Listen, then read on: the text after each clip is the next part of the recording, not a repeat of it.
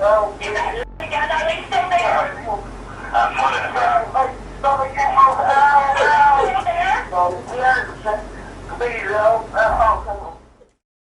Hai, selamat datang di Demtastic. Di video ini, kita akan membahas kisah nyata memilukan yang dialami oleh seorang anak remaja. Masa depannya yang tak seindah harapan membuat orang-orang yang mendengar cerita ini menjadi sangat tersentuh. Apa sih yang sebenarnya terjadi? Oke, tanpa berlama-lama lagi bersama saya, Damai, let's dive in to the story.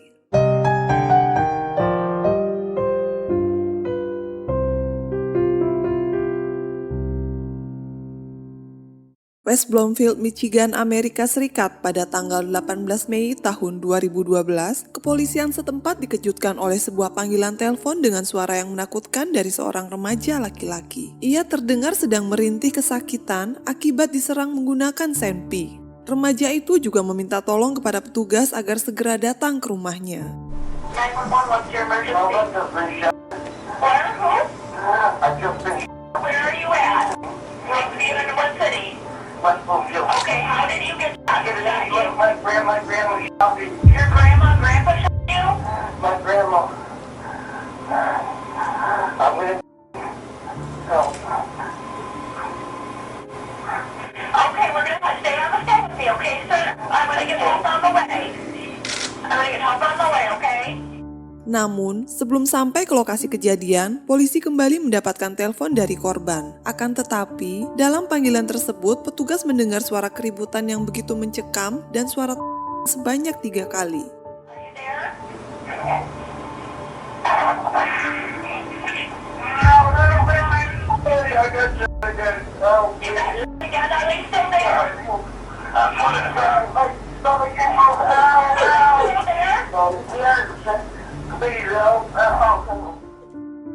Beberapa menit kemudian, tepatnya pada pukul 5:30 sore, polisi tiba di tempat kejadian. Seorang nenek datang menghampiri petugas dengan wajah ketakutan dan mengangkat kedua tangannya. Wanita tua itu berteriak sangat histeris. Kemudian nenek tersebut mempersilahkan polisi untuk masuk ke dalam rumahnya. Sementara itu, anggota lainnya memasang garis polisi di TKP dan menyelidiki seluruh area tersebut. Tak lama kemudian, polisi melihat pemandangan yang mengerikan di salah satu ruangan. Seorang anak remaja laki-laki tergeletak di lantai dengan kondisi bersimbah bercak merah di sekujur tubuhnya. Petugas menemukan banyak yang menembus beberapa anggota. Polisi lalu membawa remaja itu ke rumah sakit agar mendapatkan pertolongan secepat mungkin. Namun, takdir berkata lain. Ia tidak dapat tertolong dan menghembuskan nafas terakhir pada pukul 6 sore. Remaja yang menjadi korban itu adalah Jonathan Hoffman. Ia lahir pada tanggal 9 Oktober tahun 1994 di Michigan, Amerika Serikat. Jonathan merupakan anak pertama dari pasangan Michael dan Jennifer Hoffman. Ia juga memiliki seorang adik perempuan yang bernama Jessie. Keluarga kecil tersebut hidup dan bahagia di rumah yang sangat sederhana.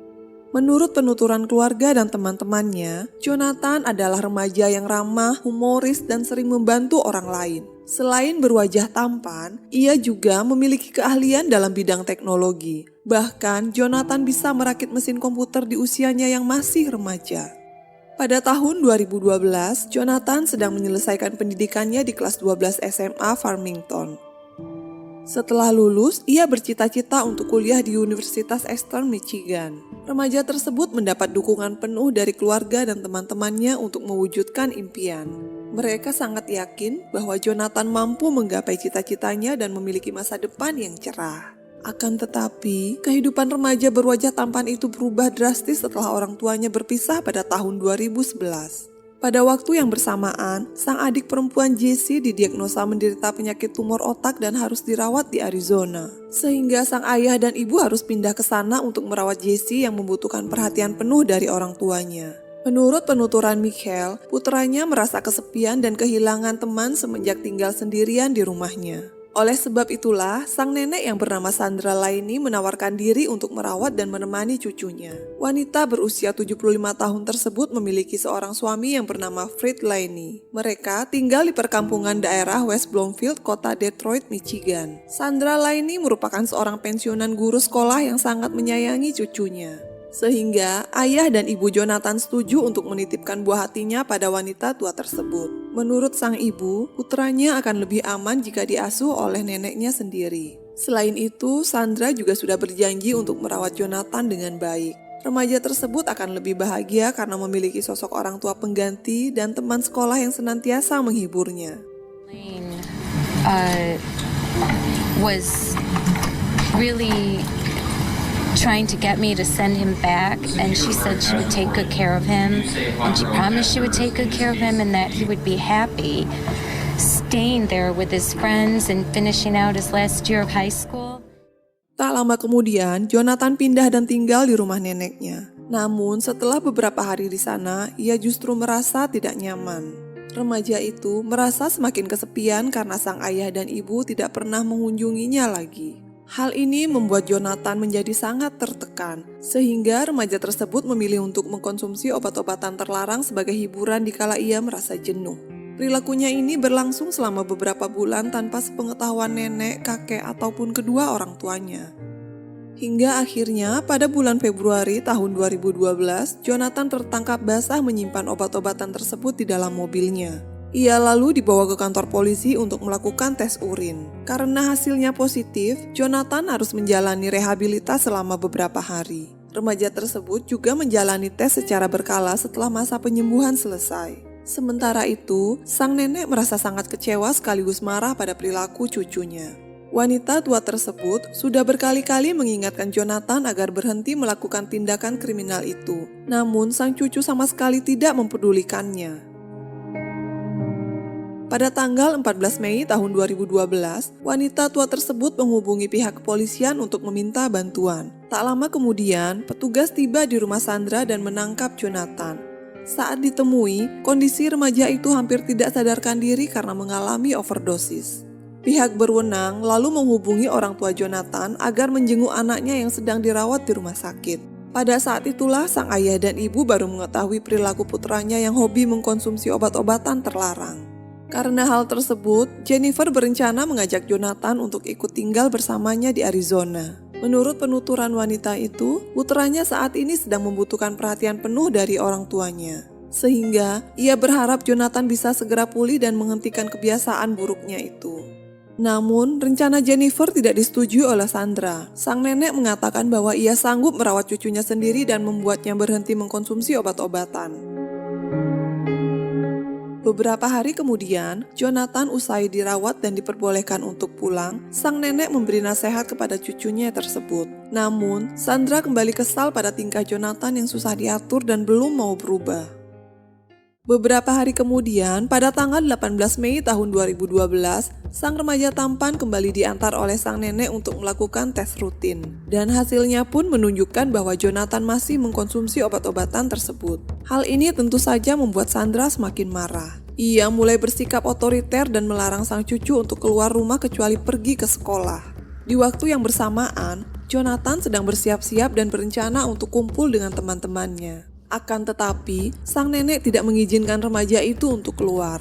Dengan sikap egonya yang tinggi, Jonathan tidak mempedulikan ucapan tersebut. Akhirnya, mereka terlibat adu mulut dan saling mencari pembenaran diri. Setelah pertengkaran itu, Sandra meminta sang suami untuk membawa anjingnya jalan-jalan keluar rumah. Wanita tua itu kemudian bergegas mengambil senpi dan menuju ke kamar Jonathan yang berada di lantai 2. Tiba-tiba, Sandra menodongkan benda tersebut ke arah sang cucu. Sang nenek lalu mengancam akan melepaskan itu jika remaja tersebut tidak mematuhi perintahnya. Namun, sang cucu sama sekali tidak menghiraukan ancaman itu.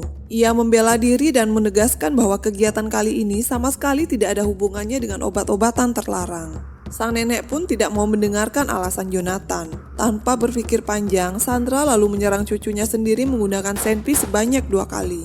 Karena kehabisan, wanita tua tersebut kembali turun ke lantai bawah untuk mengambil beberapa. Sementara itu, Jonathan mengeluh kesakitan sambil menelpon polisi. Remaja berusia 18 tahun tersebut merasa agak lega karena pihak berwenang akan segera tiba di rumahnya untuk memberi pertolongan. Akan tetapi, beberapa saat kemudian tiba-tiba terjadi peristiwa mengerikan yang tak pernah terduga sama sekali.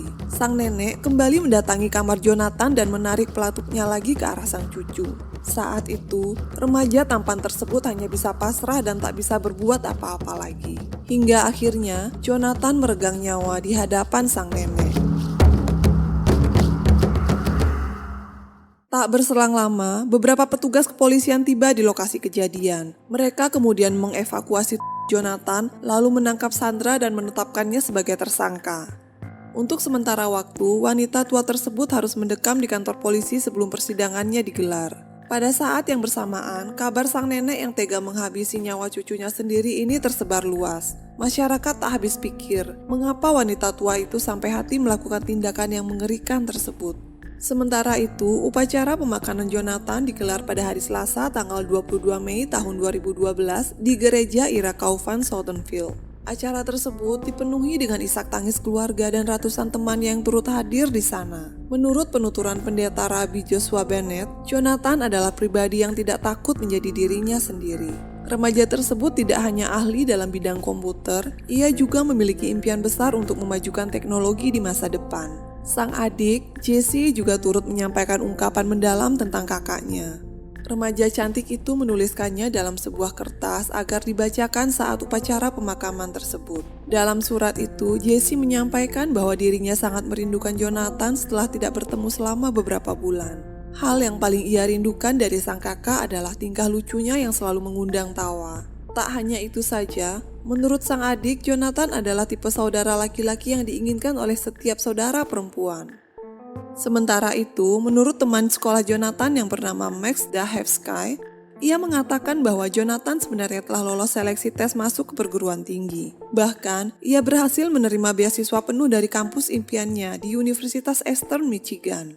Max merasa sangat terpukul dengan peristiwa mengerikan yang menimpa Jonathan. Baginya, remaja ahli komputer tersebut adalah sosok yang cerdas dan lucu. Max menganggap Jonathan seperti saudaranya sendiri karena remaja malang tersebut selalu membantu dirinya saat sedang kesusahan. Kid was a good guy, he didn't deserve to. He was always there for everybody. Funniest kid I know, smartest kid I know, and I miss him just like a brother. Keesokan harinya, tepat pada tanggal 23 Mei tahun 2012, polisi melakukan investigasi pada keluarga Jonathan. Penyidik menggali informasi mendalam mengenai kehidupan sang nenek dan cucunya. Menurut penuturan sang ayah, Jonathan merupakan putra yang baik dan selalu menghormati kakek serta neneknya. Selain itu, remaja tersebut adalah anak muda yang jenius, energik, kreatif, dan memiliki banyak potensi.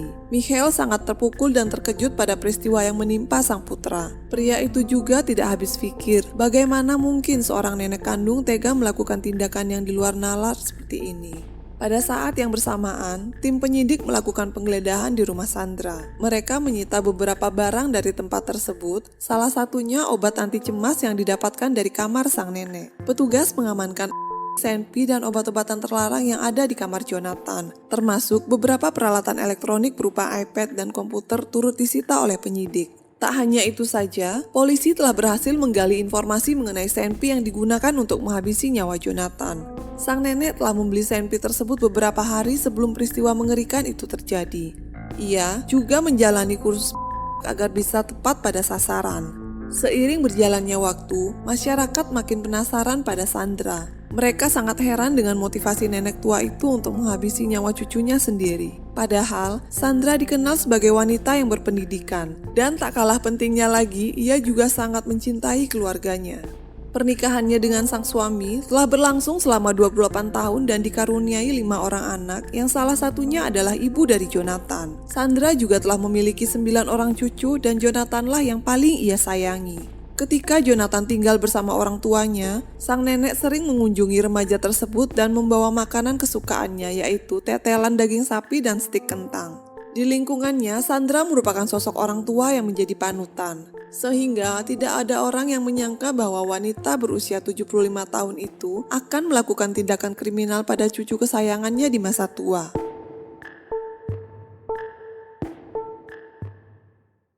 Sandra Laini menjalani sidang pembuka pada hari Kamis tanggal 12 Juli tahun 2012. Dalam persidangan tersebut, hakim juga menghadirkan beberapa saksi yang salah satunya merupakan petugas kepolisian yang bernama Derek Kasab. Menurut Derek, saat petugas tiba di rumah Sandra, wanita tua tersebut menghampirinya sambil berteriak dan mengatakan bahwa ia telah menghabisi nyawa cucunya sendiri. Saat itu, sang nenek sangat histeris dan terus menanyakan keadaan Jonathan pada polisi. Hakim juga menghadirkan petugas medis yang memeriksa tubuh remaja malang tersebut. Ia menyampaikan bahwa Jonathan meregang nyawa akibat 5 cm yang sangat parah di bagian dada, lengan, dan perutnya. Setelah mendengarkan keterangan dari beberapa saksi, Ketua Hakim Kimberly Small mendakwa Sandra bersalah karena menghabisi nyawa sang cucu dan kepemilikan Senpi. Nenek tersebut tetap mendekam di balik jeruji besi sambil menunggu sidang selanjutnya. Beberapa bulan kemudian, Sandra kembali menjalani persidangan. Ia mengaku tidak bersalah atas semua tuduhan itu. Sang nenek pun banjir dukungan dari keluarga dan teman dekatnya yang ikut hadir di ruangan sidang. Mereka mencoba menghibur Sandra dengan lambaian tangan sambil tersenyum. Lantas, apa yang sebenarnya terjadi di sore yang mencekam tersebut? Menurut pengakuan sang nenek, bahwa dirinya sengaja menggunakan Senpi untuk mengancam Jonathan agar sang cucu mau memperhatikan dan mematuhi perintahnya. Sandra sempat terlibat adu mulut dengan remaja tampan tersebut. Jonathan berulang kali berteriak di depan wajah sang nenek. So you walk into the loft, did you have a conversation with him? Yes, What kind of conversation did it you have? wasn't a conversation. It was arguing. What is he saying to you? Swearing. He's yelling. Tindakan Jonathan pun semakin menggila. Ia menyerang tubuh neneknya sendiri yang sudah tua renta. Sandra lalu melepaskan beberapa kali dengan alasan untuk membela diri. Sang nenek juga menyampaikan bahwa Jonathan berlari mengejarnya karena tidak terima dengan tindakan tersebut. Tell us what happens when he kicks you, when it strikes you.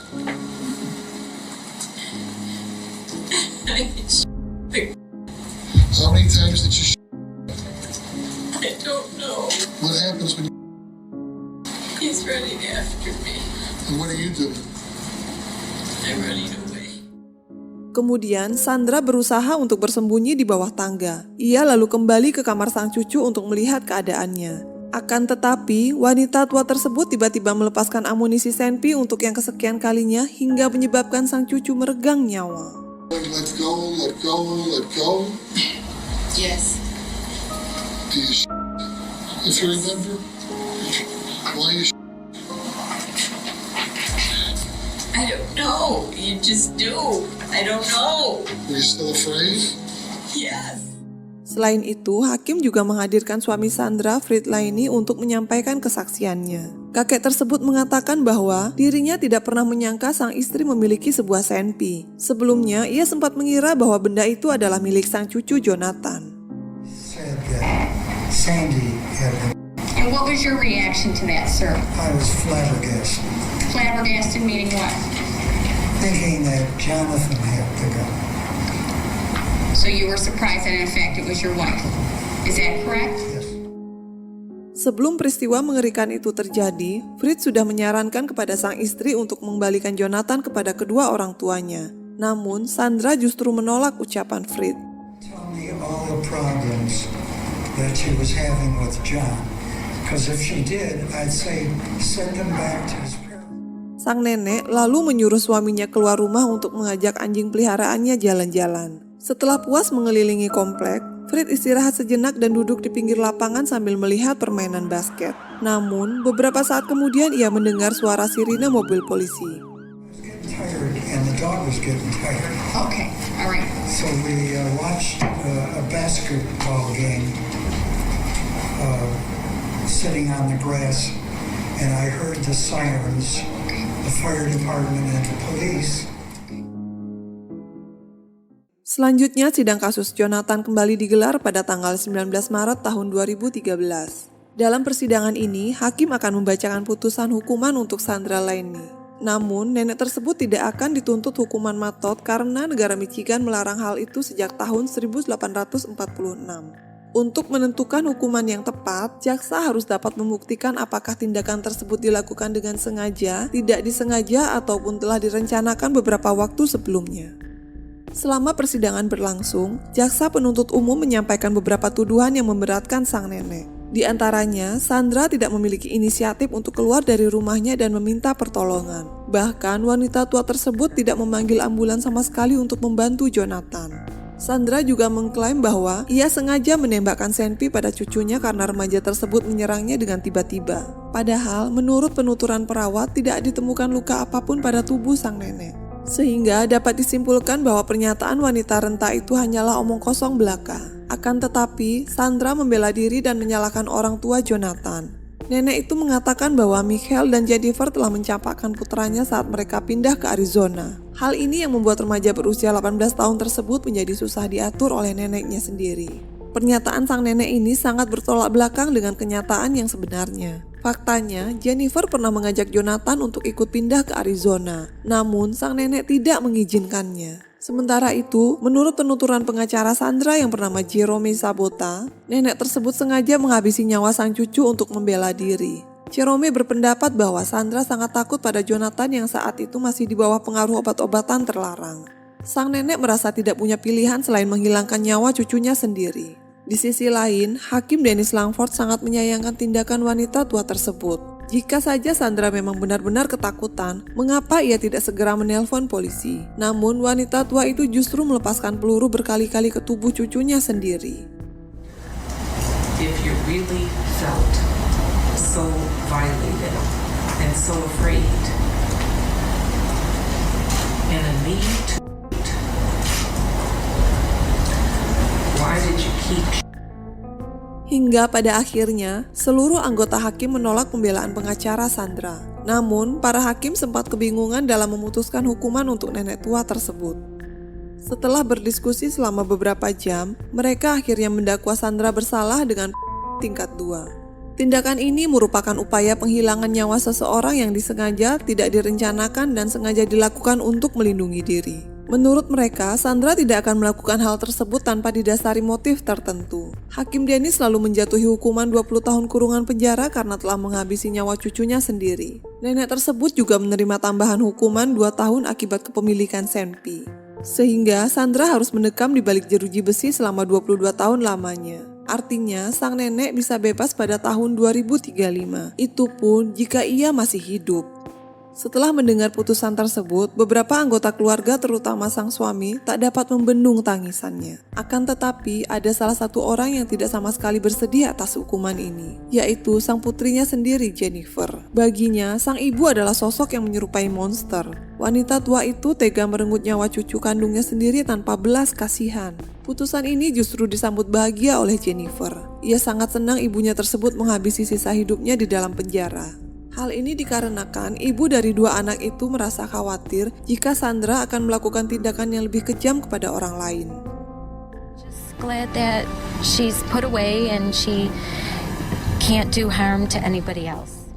Namun, selama masa persidangan tersebut, Sandra mengajukan banding dan meminta belas kasihan kepada hakim agar memberinya hukuman selama 3 tahun saja. Wanita tua itu mengatakan bahwa dirinya tidak ingin menghabiskan sisa masa hidupnya dengan mendekam di balik jeruji besi. I know what I've done. I can't take it back. I don't know what else to say. I just don't know. I don't want to jail or prison. Please. I don't want to spend my life in prison. I'm so sorry. I apologize to everybody. Sementara itu, persidangan tersebut tidak dihadiri oleh ayah Jonathan. Pria itu sedang berada di Arizona untuk menemani Jesse yang baru sembuh dari penyakitnya. Michael mengungkapkan perasaannya melalui tulisan yang dibacakan pada saat sidang digelar. Dalam surat yang dibacakan oleh jaksa, pria itu mengatakan bahwa Sandra sengaja menghilangkan nyawa Jonathan karena sang putra sebentar lagi akan pindah sekolah. Menurut Michael, Sandra akan merasa kesepian dan tidak bisa bertindak otoriter lagi pada remaja tersebut. Di sisi lain, pria itu juga sangat bersedih karena putra kesayangannya telah pergi untuk selamanya. Hal yang sama juga dirasakan oleh Jesse. Dalam suratnya tersebut, sang ayah juga menyampaikan bahwa putrinya merasakan kesedihan yang mendalam karena kehilangan kakak tercintanya. Setelah sidang tuntutan selesai digelar, Michael muncul kembali ke publik dan mendukung hukuman yang ditetapkan pada Sandra. Pria itu juga mengatakan bahwa ia sebenarnya tidak pernah suka dengan sifat mertuanya tersebut. Sandra sering berperilaku jahat dan menjadi duri pada pernikahannya dengan sang mantan istri. How would you describe Sandra Lane before all this? She was always a thorn in my side, to be very honest. She was very difficult. very meddlesome, very controlling, and I never liked her. Beberapa bulan kemudian, saat Sandra sedang menjalani masa hukumannya, keluarga Jonathan mengugat sang nenek dan suaminya sebesar $1 juta atau setara dengan 14 miliar rupiah. Mereka mengajukan gugatan tersebut ke pengadilan wilayah Oakland. Namun, pengacara sang nenek Jerome Sabota mengatakan bahwa ia tak terkejut dengan gugatan tersebut. Menurut penuturan pria itu, Fritz sama sekali tidak terlibat dalam kasus istrinya, sehingga sang kakek tidak selayaknya mendapatkan tuntutan seperti Sandra. Dan sampai saat ini, gugatan tersebut belum bisa diselesaikan oleh pihak sang nenek.